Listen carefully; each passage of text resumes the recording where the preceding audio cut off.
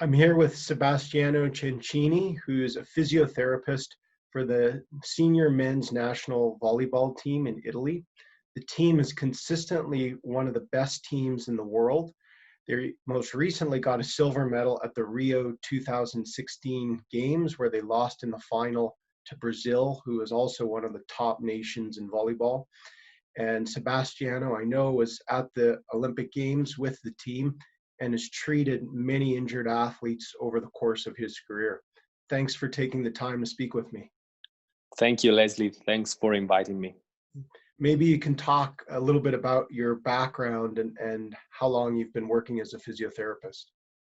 Okay, I've been working as a physiotherapist for 10 years, and my background is mainly volleyball athletes and basketball athletes, and general all the musculoskeletal injuries. Right. Maybe you can discuss a little bit about your role with the men's national team and the kind of work that you do. Okay, I'm part of the medical staff of the national team. We have two doctors, Piero and Diego, and we are, depends by the period, 2 or 3 physical therapists, Davide, me, and Gabriele. And generally we are always moving with the team, and we stay all together with the team. And generally during the competition all around the world, the staff is made by 1 doctor and 2 physiotherapists. So you're traveling a fair bit of your time? Yeah. Yes. So during the summer. Go ahead, sorry. During the summer, we usually travel a lot, all together with the team. And so I imagine you get to develop close relationships with the athletes and players. Yes, of course. It's impossible to don't develop any kind of relationship. Yeah. Is that helpful in your work treating them? Yes, it's something to be managed, because as a physiotherapist and as a part of the team, we usually stay not 24 hours per day, but so many hours per day with the head coach, with the players. And the most important thing is to develop a very good relationship in order to manage the work, in order to manage the injury, in order to manage their relationship, because could be common to develop any kind of friends relationship, and be a friend. This is a personal opinion. Be a friend of a player during the competition, during the work, is not always a good piece of advice to give to colleagues. Right. So it's important to have a little bit of distance, would you say, from the athletes of course. that you treat? Yes, of course. We can have fun. We can have an ice cream. We can have a coffee. We can laugh together. But it's important to remember the different roles. Right. Right. And so in your role, maybe you can discuss primarily what kinds of injuries are you seeing, Sebastiano? Volleyball, mainly shoulder issues and knee.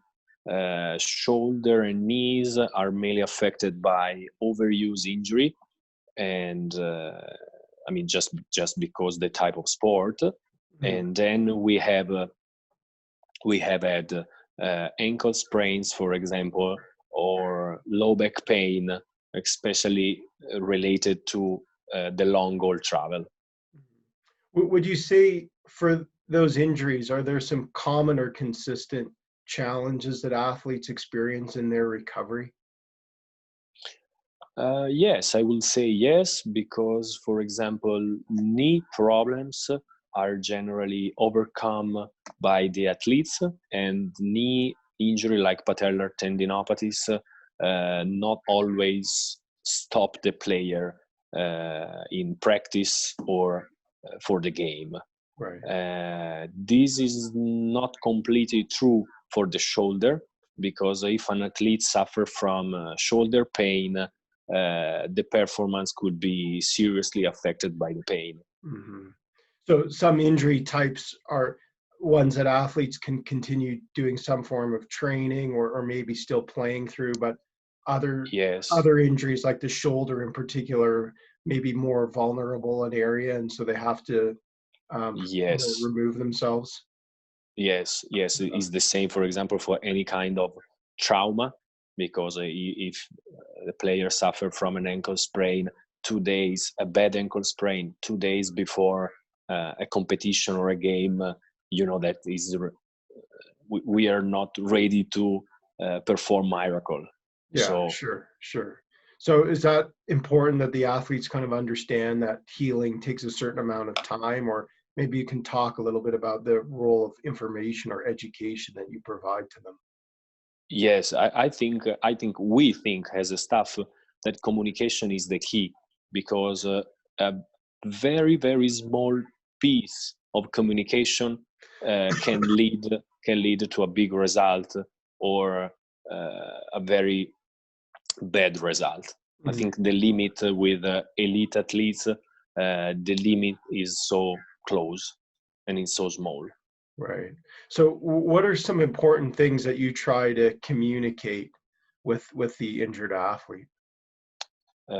So be precise about the injury and about the different stages of rehabilitation, if they need a medium to long rehabilitation, of course. Be concise about the number of information we give to the athletes.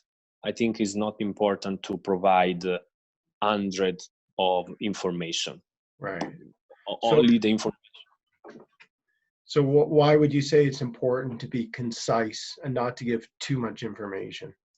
Because I think that if we give too much information, we give too many opportunities to find like a space to let them player infiltrate inside issues, problems, weakness of the staff, or weakness of relationship between physical therapist and head coach, or physical therapy and doctor as well. And I think this kind of problem could seriously affect the final result. Okay. It's not, I think it's not only related to the severity of the anatomical injury. I Right. think the anatomical injury is one part, of course, but there is a same part close to the anatomical injury is the psychological and communication. Right. Okay. So it sounds like it's important to manage kind of what amount of information and also maybe the types of information that you're giving the athlete about their injury. They don't necessarily need to know about sort of interactions between the staff or that kind of thing. I think so. Yes, I totally agree. And They and right. I think they must know the diagnosis, and they must know the process yeah, to return to play. right. And so why is that? Why are those two things a must in terms of their knowledge or understanding? Because they need to be informed, and they need to be engaged inside the rehabilitation program. Yeah. So if they don't know the goal of the day, the goal of the week, I think it's very tough for a professional athlete to understand the day-by-day journey with exercises, pool, medicine, treatments. Yeah. And so having that precise knowledge of the injury and what's happened and also the stages of rehabilitation helps them be more engaged, would you say, with the rehab process? I don't know. I don't know. I think it depends by the person we have in front, Hmm. because I think it's a kind of personality or very personal uh, elaboration of the injury. Because I've had players who didn't care about the right location, the severity of the injury, the grading of the injury. They just want to know when I'll be back on court, no Hmm. matter about anatomy. I don't care. I don't understand anything about anatomy. I need to know when I'll be back. And the other side, I've had players who were engaged by being informed of the anatomical location, being informed about the MRI report, in order to be engaged by that kind of information. I think this is a very, very interesting key point. Yeah, so there's differences you notice in the athletes that you treat, with some just wanting to know when they can come back, others wanting more information about the injury and kind of the specifics of their recovery. Yeah. Do you notice a difference in terms of the effectiveness of the recovery, or this idea of how engaged they are with their recovery? I think is only psychological issue. How do you mean? I mean, it doesn't matter the number of information or the kind of information you give to the athletes. It is not related with the prognosis or with the biological healing of the injury. Yeah. Because the time, the healing time are the same. If you tell the people 10 information, or if you give one information, I think this can make the difference through the journey, because there are people engaged by the number of information, and they need to know. Generally, I had athletes who told me, I wanna know what happened. Mm-hmm. And I've had athletes who told me, I don't care. I mean, I would like to know if it's something serious, but I don't need the anatomical location or the grading or the severity. Right. Just give me exercises. What's the plan? And I want to be back.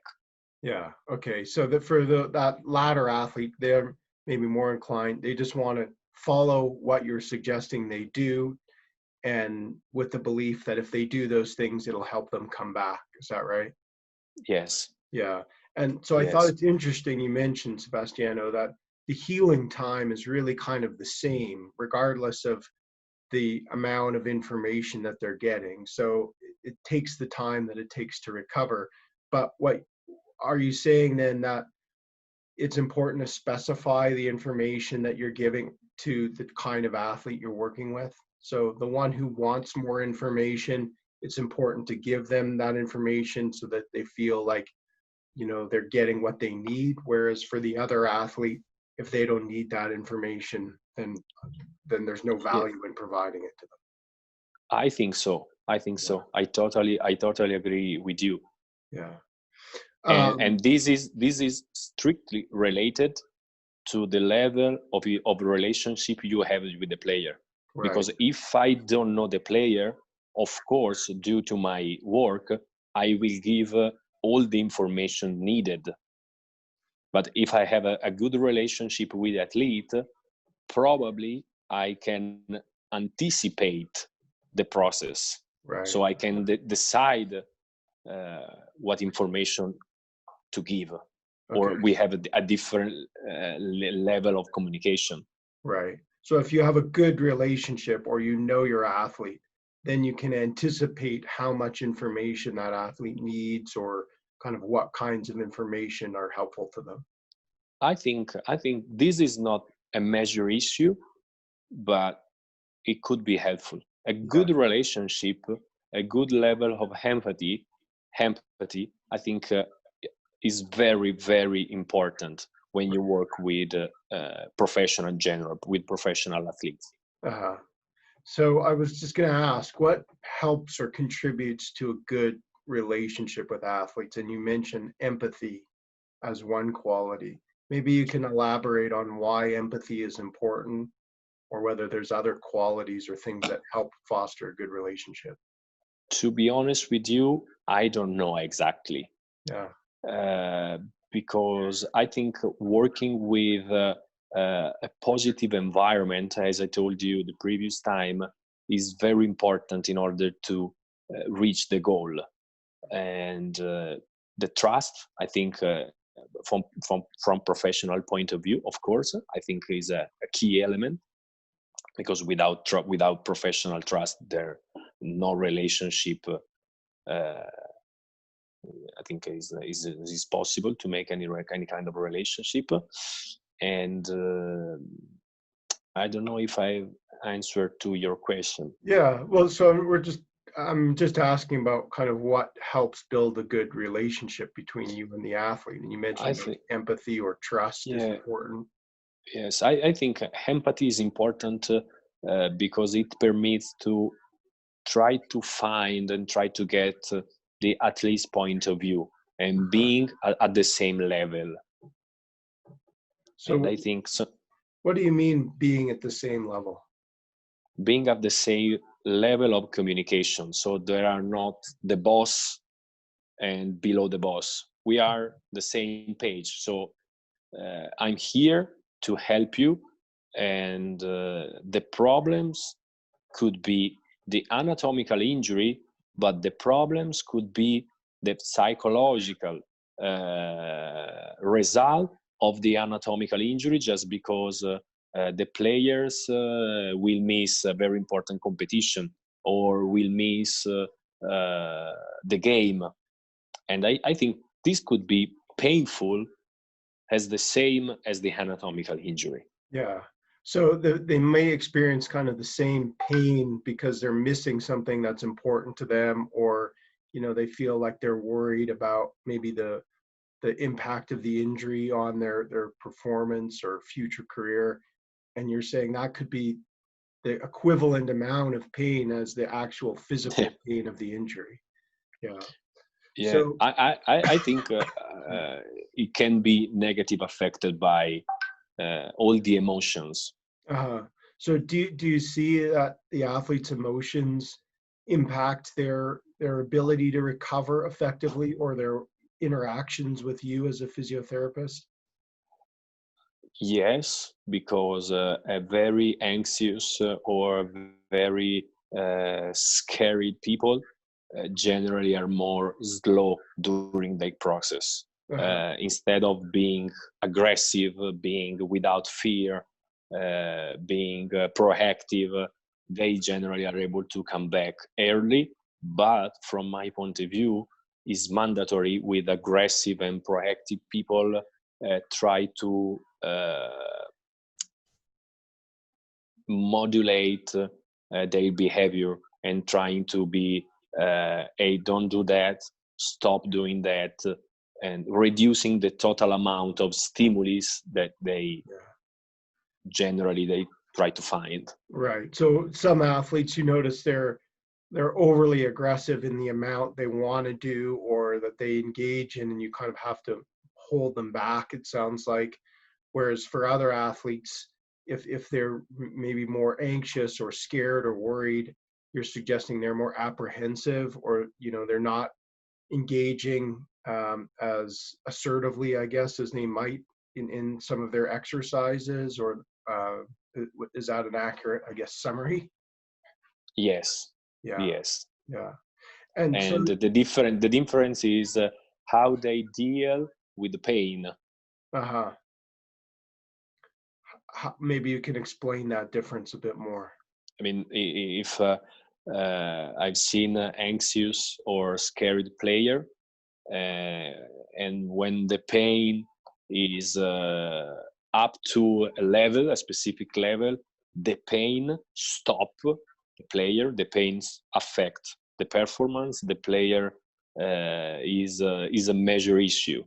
Uh-huh. With aggressive player, with proactive player, with a very confident player, I've seen a high level of anatomical injury or anatomical damage, but they still compete at the same level.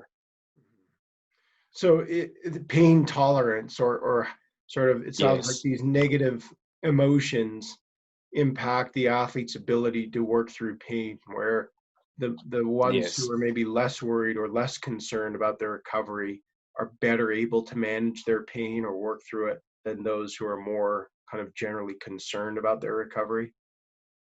yes. Yeah. And so it sounds like there are differences that you notice in terms of the effectiveness of athletes' recovery, or maybe the trajectory or path that some athletes take. And you said they're able to return to a high level of performance, others maybe less so.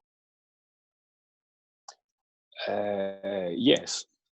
And would you say that's a function of physical factors, psychological factors, environmental factors? What do you attribute those differences to, and why some athletes maybe come back stronger, why some struggle? Three factors.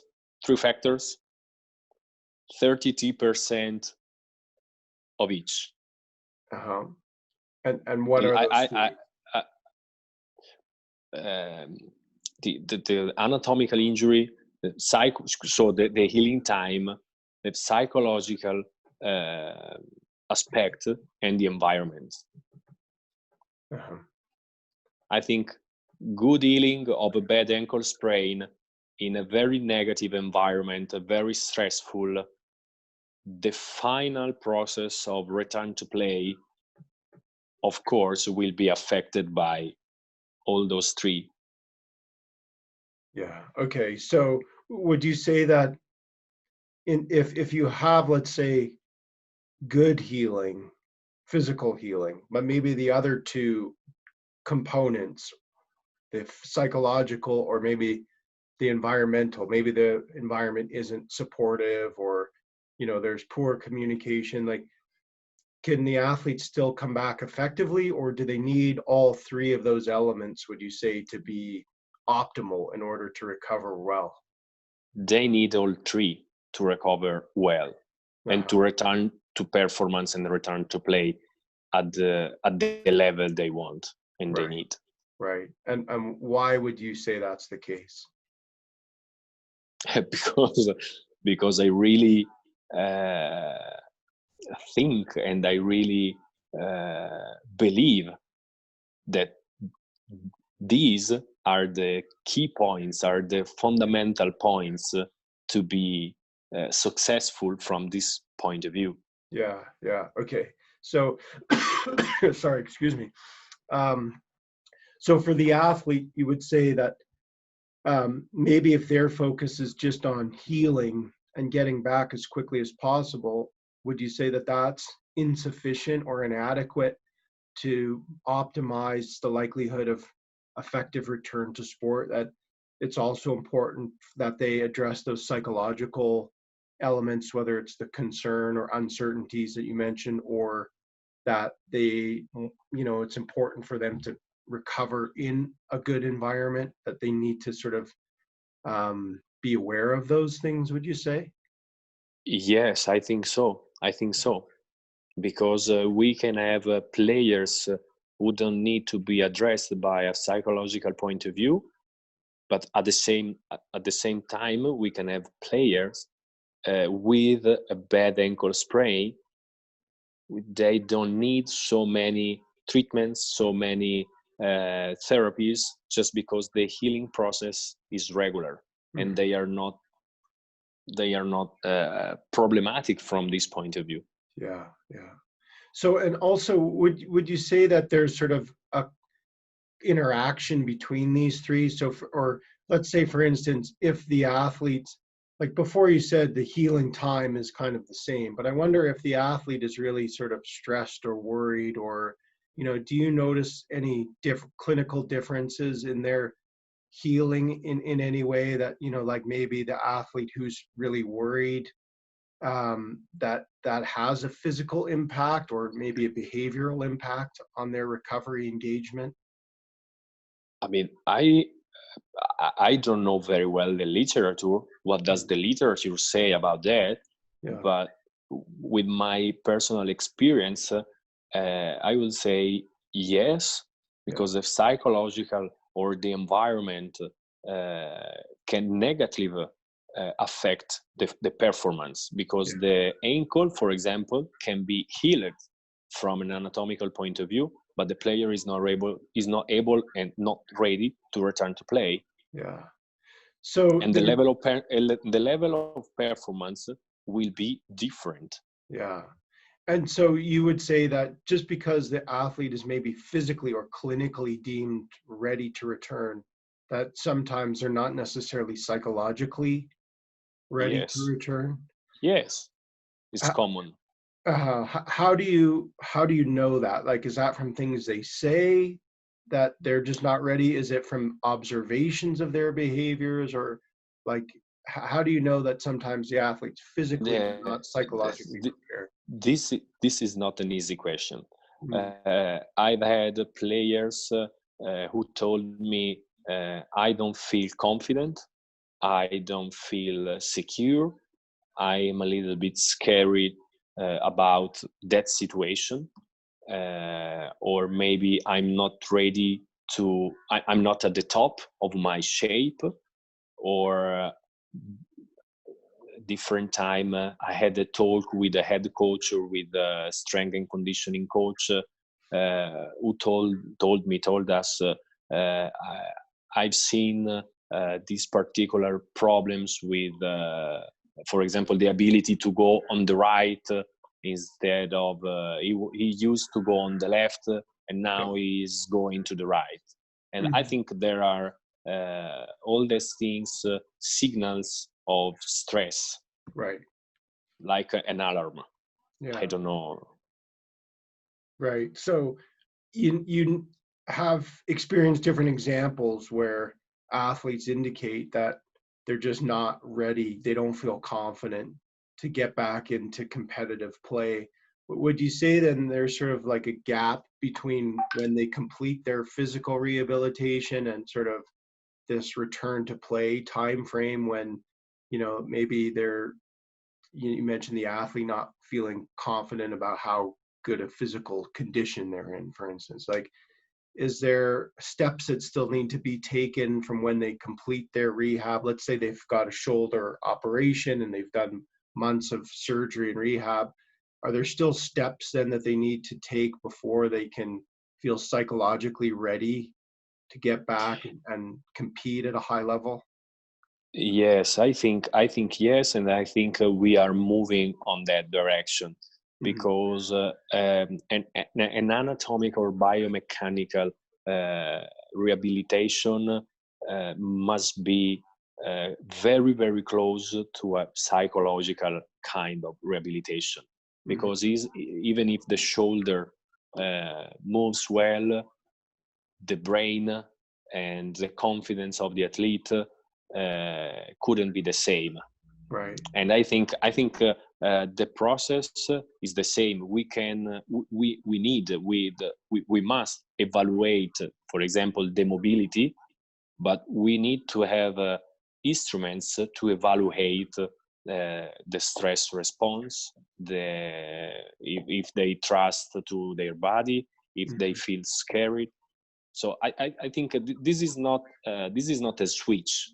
There's not a switch to push on, and they Yeah. are able, Yeah. like the lights, for Right. example. Right. So it's complicated, and you mentioned it's helpful to have some tools to assess whether the athlete is psychologically ready. Is that right? So that you as a Yes, practitioner are in a better position to monitor kind of whether the athlete has concerns or whether they feel confident. Is that right? yes, Yeah. and I think a multidisciplinary team is mandatory, Yeah. because my point of view is biased by my point of view. So I need Sure. to talk with different practitioners. Yeah. So from your standpoint, Sebastiano, are there things that can be done? And I know, of course, your role is as a physiotherapist, but are there things that can be done to increase the athlete's confidence? So say anatomically, it's obvious that they've done their rehabilitation, they look and seem like they meet all the clinical indicators that they're physically ready. Are there ways to increase their confidence or maybe reduce their fear? Like if they say, well, I'm still worried about kind of going into these situations, or are there things that build the confidence and or reduce the fear? I think show them that they are ready to do a specific task or drills.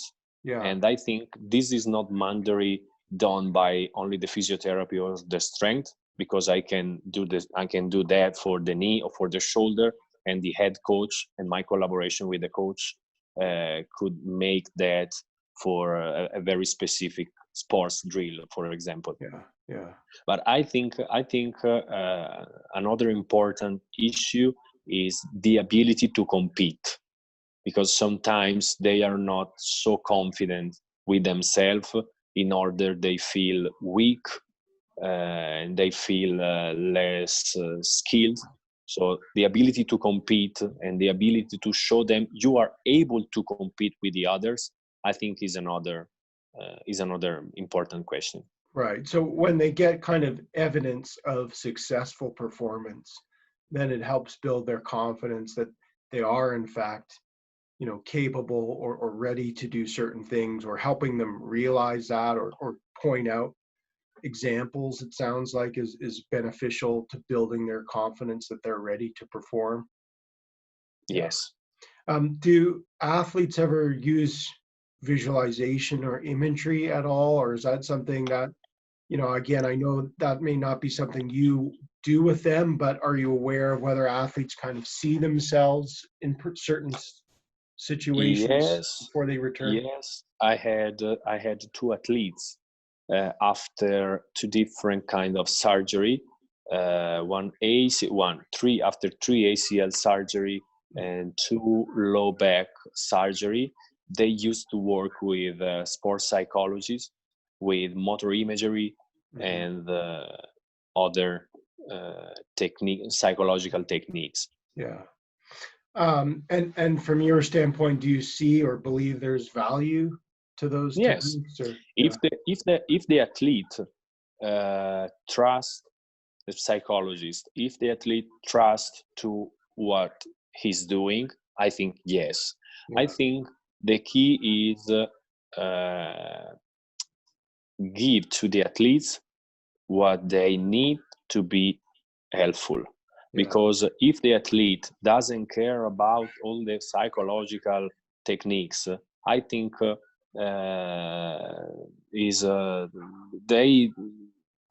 work is not successful. Yeah. So if you're trying to convince them of something, is the same for physiotherapy treatments. Yeah. I think it's exactly the same, because they only need or want drugs.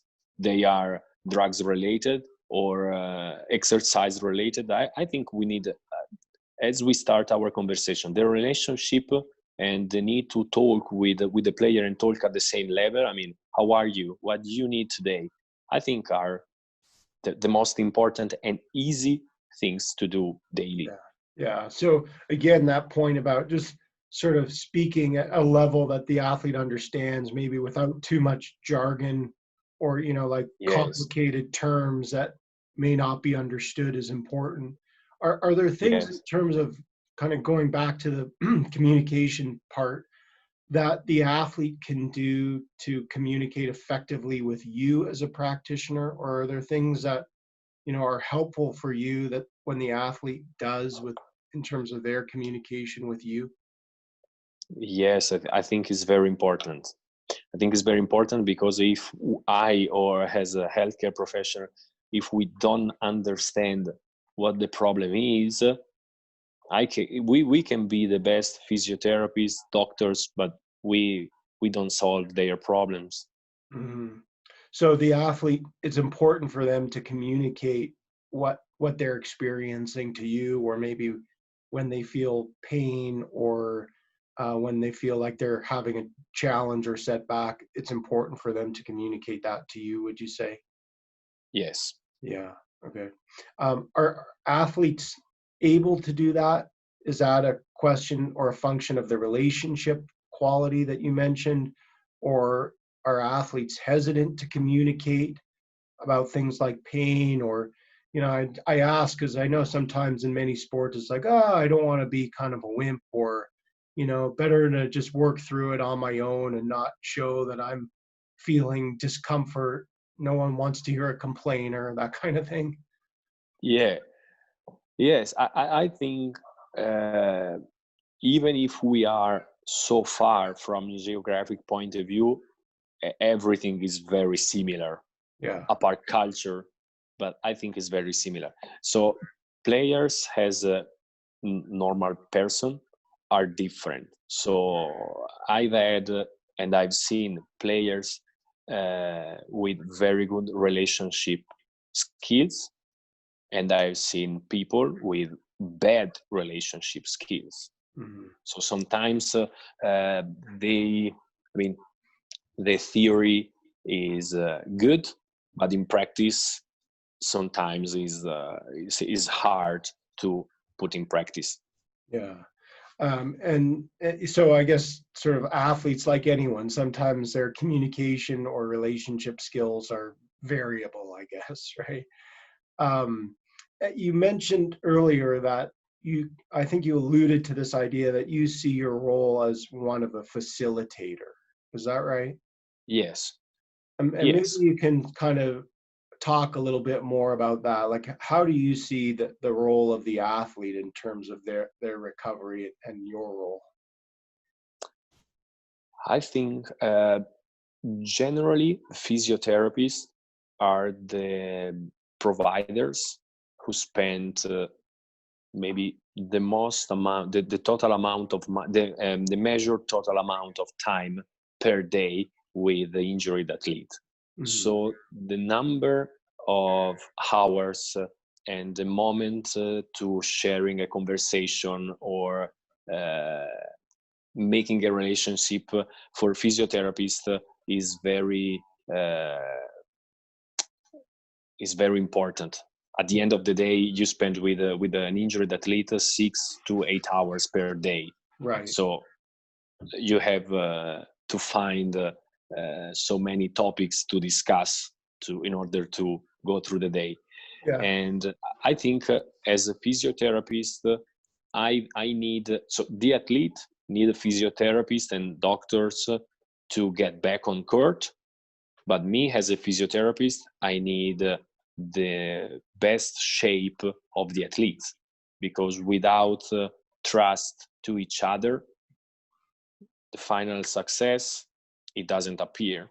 Mhm. I So don't know if I've answered to your question. yeah, I think so. I guess, maybe you can just reiterate kind of in terms of the athlete role, when you say the athlete being in the best shape, are you talking like physically, or do you mean No, that no, the no, no. athlete Uh, has to do certain things in terms of their role in the recovery process? their role, I'm talking about their role in the recovery process, because they need to be uh, available. They need Mhm. to be proactive. They don't need to be lazy. They don't need to be uh, lazy. Is the Right. lazy in brain, lazy in body. Yeah. So when you say proactive, that's a great term. I wonder, like, proactive how or in what way? Like, what are some specific things that athletes need to be proactive with in terms of their rehab? In terms of rehab, I think being proactive is a state of mind, because if I've seen a proactive player who usually smile. They are happy to, I mean, even if they are injured, so they are not happy to be injured, but of course they try to find always a positive side of what happened. And sometimes an injury can be can have a positive side, in order to know healthcare, know new people, and be available to do treatments, be available to do more exercises, be available to do treatments late at night. All the signals that they want to come back early as possible, because that's the final stage of the rehabilitation. No Yeah, matter how good is the physiotherapist, no matter how good is the athletes, but they need to come back as early as possible. yeah. So I thought that's interesting. You mentioned being proactive is really about a state of mind, like a positive state of mind that allows the athlete, it sounds like, to do certain things, to, engage with their exercises, even if it's maybe late in the evening, or Yes. To yeah, just put forward a certain amount of effort, I guess, or again, that piece about maybe communication and sort of communicating with you, or and being willing to do certain things. And I guess being positive, I'm sure, isn't always easy in the Yes. course of recovery. Are there, you also mentioned that there's a positive side to injury, and that the athletes who are proactive seem to find those positive aspects of injury. Maybe you can elaborate further on what some of the positive aspects or possible benefits of injury might be. I mean, I don't think there are so many positive things of an injury. But for example, for an athlete, it permits to know much better their body Mm-hmm. and their limits. And another thing is a more mental, because having an injury is a very stressful period for the athlete, and it permits to develop strength and resilience to the difficulties. Okay. And I think is a challenging for the athletes. Yeah. So it helps them by sort of coping with the stress that's part of the rehabilitation process. It helps the athlete develop strength and resilience. You mentioned things like a knowledge of their body, which I guess is a good thing when they're an athlete, or the limits to how far they can push themselves. But you also mentioned overall injury is still not a good thing, I guess, right? Like most athletes generally don't want to be hurt. And you mentioned it's stressful. So just going back to that stress point, what are, would you say, some of the stresses associated with injury recovery? What makes it stressful? I think there are many factors.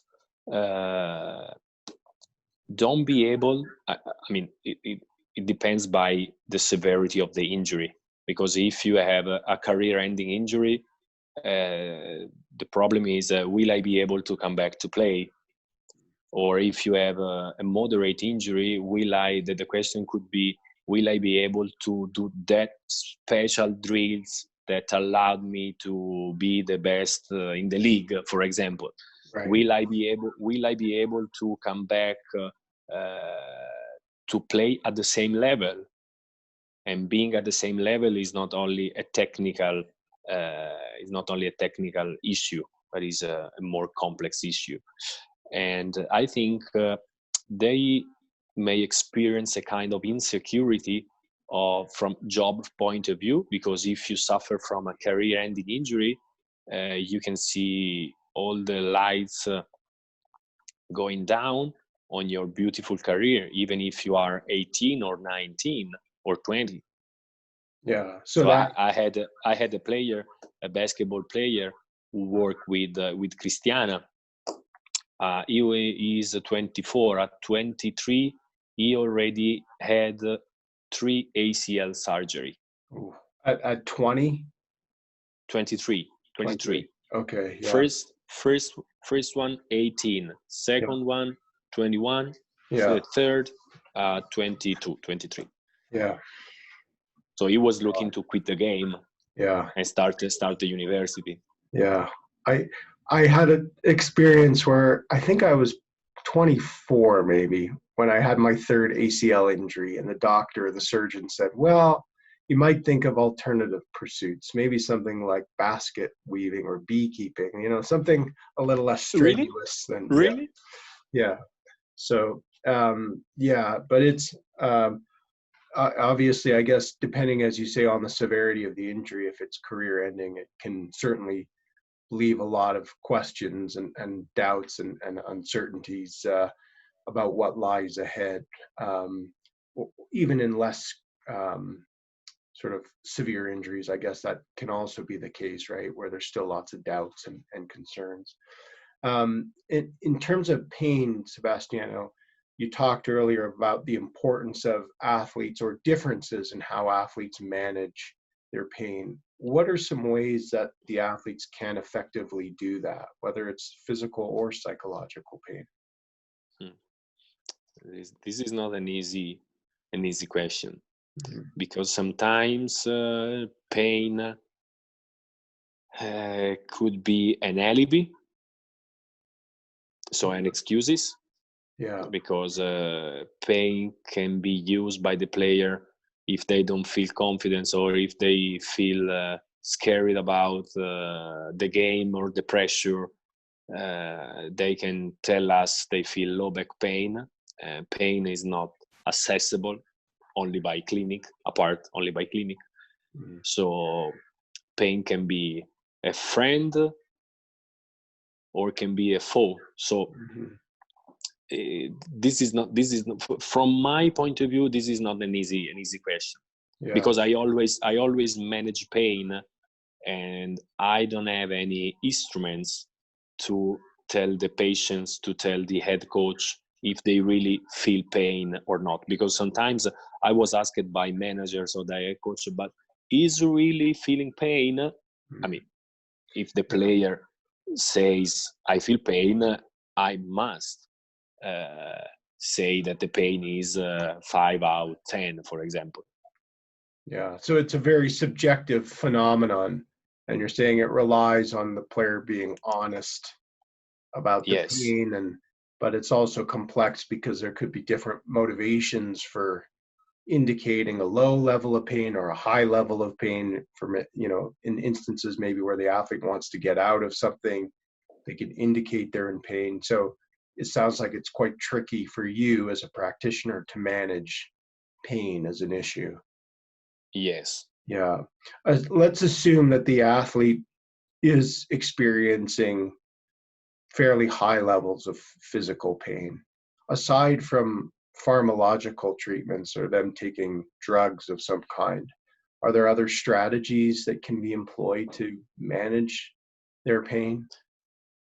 Yes, because I think it can be helpful, just simply talking with a person. And Mhm. a part of talking, I think listening is more important than talking. And often but even today when I work with my real patients, if they feel pain, I generally ask, "How are you?"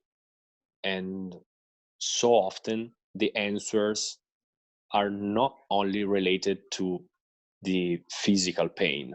There Yeah. are so many factors and which interacts with the pain. Yeah. So just listening to them articulate their concerns can be helpful. It sounds like if maybe the pain, so to speak, is psychological in nature, or if we're characterizing things like doubts or uncertainties as pain of some form, simply listening to them, it can be helpful for the athlete. Yep. Yeah. And like, I guess sometimes I'm just thinking about experiences where people don't really know kind of what they've had, or what they're experiencing, and then even just having that conversation with a medical practitioner can sort of reduce their uncertainties and anxieties, and sometimes I guess that can just put them at ease, right? Like, even if nothing objectively has changed, but they have this conversation, it's like, oh, okay, I feel a little more reassured. Yeah. Yes. Or um be or just being to their part, being yeah. on the same page. Yeah. Can you talk a little bit about whether athletes' thoughts and emotions change over the course of their recovery, or do you notice kind of patterns or tendencies in that? Yes, yes. At the beginning, I generally see fear, and they are scared. They are so anxious to understand what really happened to their body. If the injury is so big, is a career-ending injury, or will I heal well? Will I come back at the same level of performance? Of course, yes. At the beginning. After that, generally they start to be more confident and less negative and more positive about final recovery, and of course less stress by the journey. And then sometimes it's easy to see that they feel that they are ready to return, because they are more positive, they are more smiling, they are more they use more humor. So they are, yes, they are different, they are positive. Yeah, so just their demeanor, like how they're carrying themselves, how they're interacting, can be a good indicator of their state of mind. Yes. Yeah. Okay. I think so. Yeah. Can you talk specifically about the role of motivation in injury recovery? This is a very good question, because I think it depends. It depends by the point of the career of the player, because, for example, if the player is young and the injury is not so serious, they want to come back as early as possible. They want to come back stronger. They want to come back better. But if I've seen 2 days ago, the last one, a player with, I mean, not a serious, but an important injury. Almost at the end, he was thinking about closing his career, and now maybe he's using the injury to justify the anticipated close of the career. So I in don't that know case, if you understand. yeah, so the athlete, it sounds like they were less motivated because the injury occurred sort of towards what could be the end of their career. Yeah. And so Yeah. maybe they think, well, maybe they're not so motivated to recover because they've already played many years, whereas the younger athlete maybe still has a lot more to accomplish, so they're more motivated. Yeah. Yes.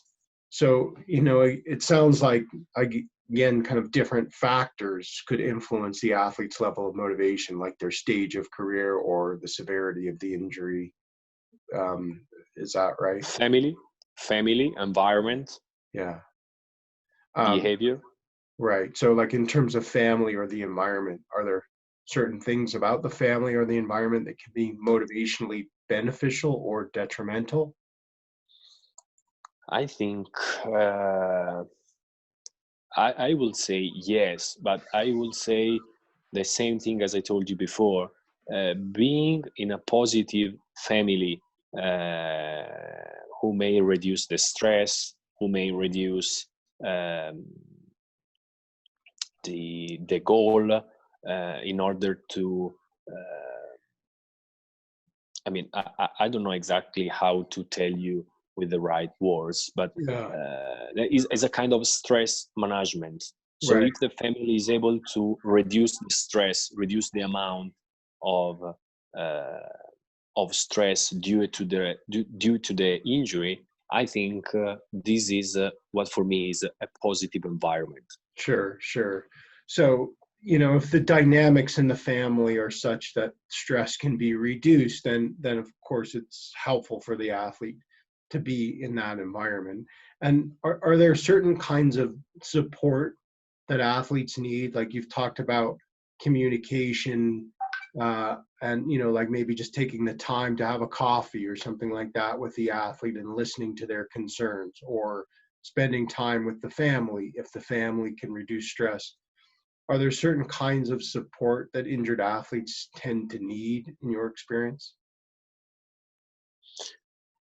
I think they need. It depends. It depends by the person. I think a good family or friends support, a good support from the medical team, I would say, if the injury is so acute, or support of the medical team, head coach, managers, in order to manage all the different phases of the injury recovery. Yeah. And I think are everything is crucial to let them to return to play in the best way possible. Yeah. So again, sort of that piece about the environment and just considering that component of the recovery sounds like it's important for the athlete's recovery. Um, are there certain expectations that injured athletes come with in terms of their recovery that they have, maybe in terms of the timeliness of their recovery or expectations of you as a provider?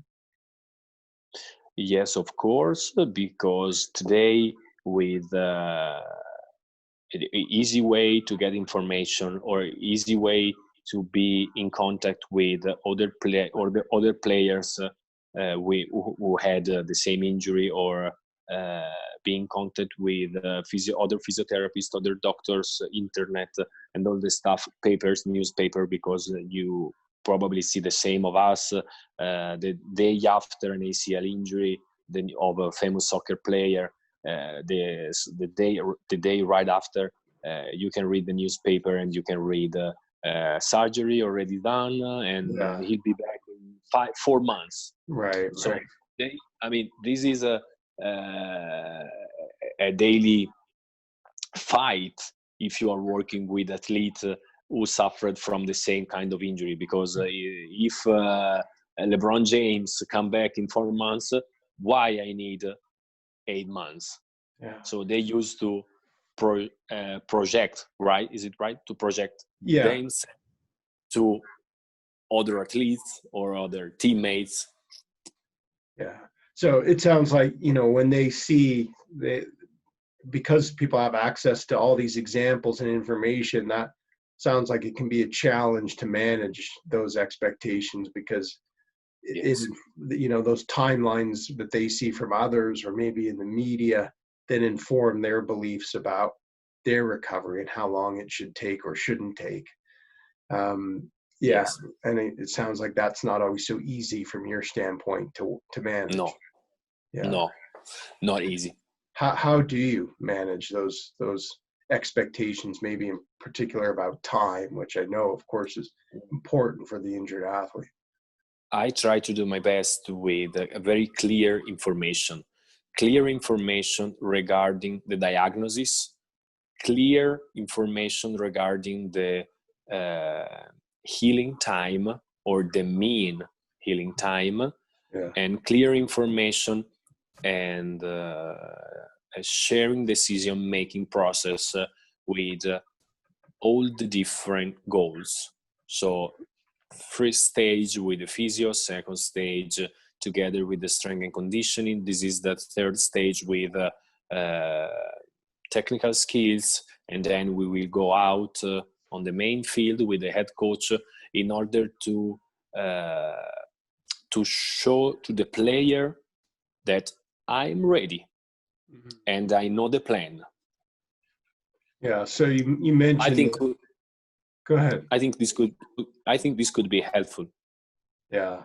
So again, kind of that clear information about the diagnosis, and you mentioned the mean or the average healing time, right? So are you emphasizing to players in your communication or information, listen, like these timelines are just averages, and as individuals, you may or may not meet that average timeline? Is that part of the discussion?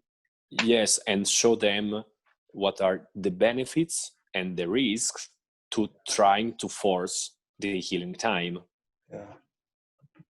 Yeah, so benefits and risks, right? So you're telling them, okay, if you were trying to come back too soon, here's some of the things you risk, and or maybe here's some benefits of pursuing things a little bit sooner or holding back. Yes, right. And then also you mentioned that last point, shared decision making. So to what extent is the athlete involved, would you say, in decisions about their recovery? Yes, of course, always. Always involved, because they are at the center of our project. Yeah. So this is the team, national team are not orientated only about the head coach or the doctor or the physiotherapist. So the player and the return to play of the player is the most important things. So everybody all around the player needs to be active and part of the rehabilitation program. Right. And so you said the athlete is involved in all decisions or just some? How does it work? Like, even though they're sort of the center of the focus. I mean, at the beginning, right after the injury, it's hard to involve the players with the diagnosis, for example. So the diagnosis is the diagnosis, as you know. Yeah. But for example, from the day 2 or 3, talking about the treatments we are providing, what are the goals. If our goals are, if we are able with our treatments to reach the goal that we think to reach. So, and in order to having a feedback, I mean, I do the treatments. I will say you should feel this, and after that, even in day 2 or 3 after the injury, I can have a feedback. Yes, I'm feeling. Not, I don't. I think this could be helpful as well.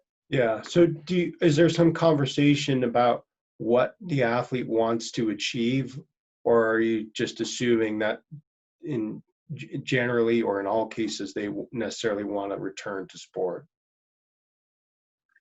No, I think as always, every person, every athlete has a different approach. Yeah. So you're having some discussion with them about what they want to achieve from their recovery. Yes. And what's your idea? What's their opinion about the injury, the healing time, the return to play, and stuff like that.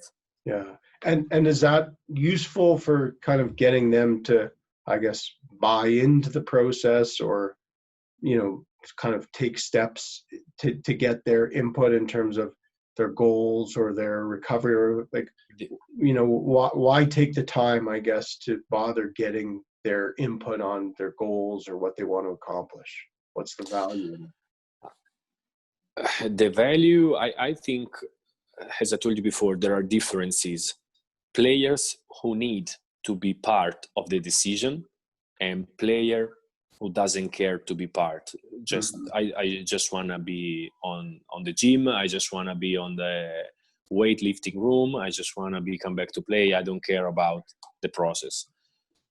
I think it's very an individual response, but with people, with athletes that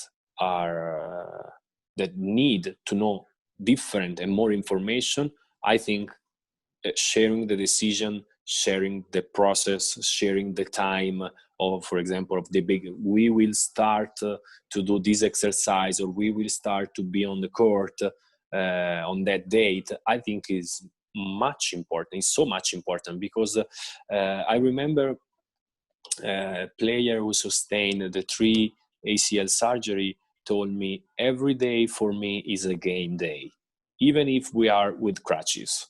So I really would like to know what's the plan today. I just want to know the plan of tomorrow, because I need to prepare my mindset. I think it's a very personalized way to live and to do things. Yeah. So for this particular player you're referring to, when they said every day is a game day, like that meant that they want to come to their rehabilitation sort of knowing or prepared, as if the sort of having the same knowledge or preparation as if they were going to compete that day. Yes. Yeah. And that sort of helped them adopt a certain mindset. I guess you mentioned like a proactive mindset with their recovery. Yes, yeah. Of course. Yeah. Okay. So just last question, Sebastiano, if you could share one piece of advice with injured athletes to help them with their recovery, what would you suggest? I think communication is much much more important than we think. Mm-hmm. I think clear and concise communication regarding the diagnosis, regarding the process, regarding the plan. So what's the plan is so important. And we need to having a sharing decision-making approach in order to be informed and in order to being on the same page and looking on the same direction.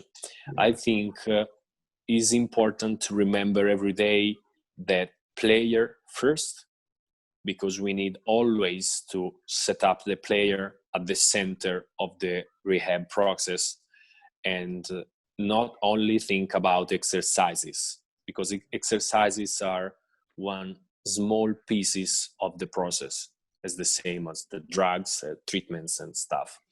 And I think it's so important to talk with the player and create a proactive environment of work. Yeah. Yeah. I mean, it sounds like you are very thoughtful and considerate about trying to create a certain environment, a positive one, or also just talking to the players about maybe the psychological components or aspect of how they're understanding their recovery, as you say, what their goals are, you know, what they want to achieve with their recovery. So yeah, that sounds great. Yes, I think the starting point I haven't told you is a common. I mean, if we work with athletes, we need to be as a professional, healthcare doctor, so a head coach. We need to be prepared. We need to be motivated. We need to know very well the sports, and we are part of the staff. Yeah. We are not on the top of the stage. We are behind the stage.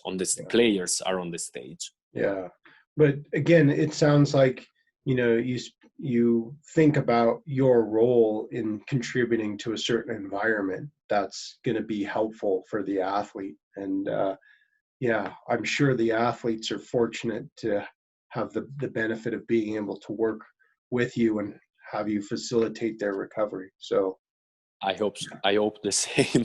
yeah. Thank you so much for speaking with me, Sebastiano. It's been a real pleasure to get some of your insights and experiences and to hear some of your stories working with athletes. Thank you for your invitation, Leslie. It's a huge pleasure. Thank you.